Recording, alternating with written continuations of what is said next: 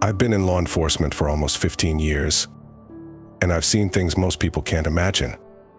There are the routine calls, the traffic stops, and the small-town disputes that take up most of our days. But every once in a while, there's a call that you know will change you. One that will haunt you, even if you don't talk about it. This was one of those. It was a rainy Tuesday afternoon, and I was working the usual shift when we got a call about a possible domestic disturbance in a house on the edge of town. Dispatch mentioned that a neighbor had heard shouting and crying from inside the house. My partner and I responded, pulling up in front of a small, run-down home with peeling paint and an overgrown lawn.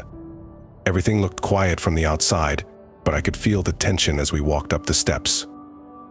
I knocked on the door, announcing ourselves as police. Silence.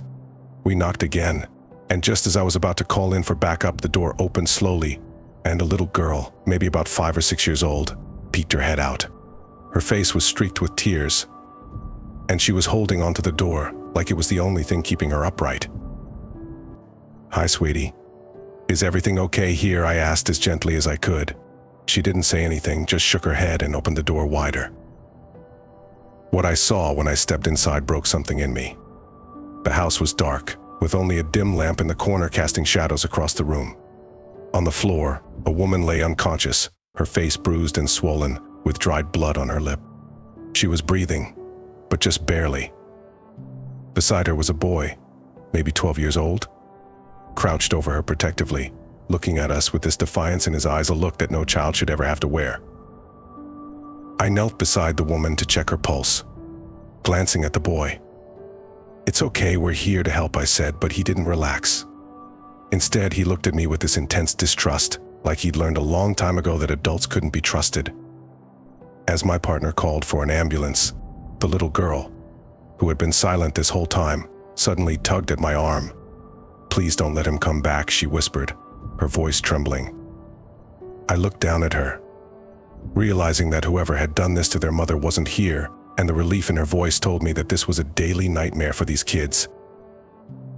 We stayed with them until the paramedics arrived and took their mother to the hospital. My partner handled the initial report, but I stayed with the children. I learned that their father had been arrested a few times before for domestic violence, but had always managed to come back somehow.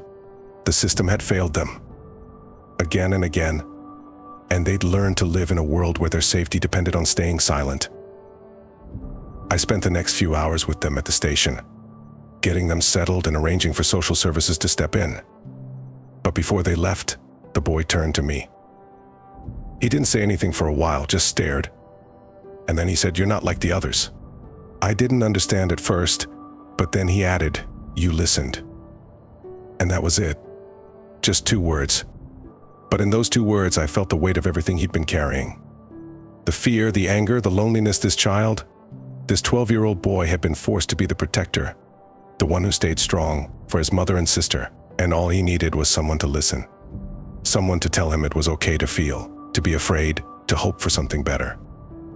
As they left, I could still see the fear in his eyes, the hesitation, but maybe a tiny flicker of trust, too. I'll never know what happened to those kids, where they ended up, or if they ever truly found peace. But I'll never forget the look in that boy's eyes, and the weight of his simple words.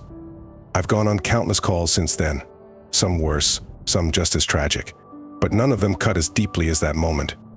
Every time I see a child in pain, I think of that boy and his sister, and I remind myself why I'm here. It's not just about enforcing the law. Sometimes it's about listening, about showing people that they're not alone, even if it's only for a moment. And for the rest of my life, I'll carry that with me.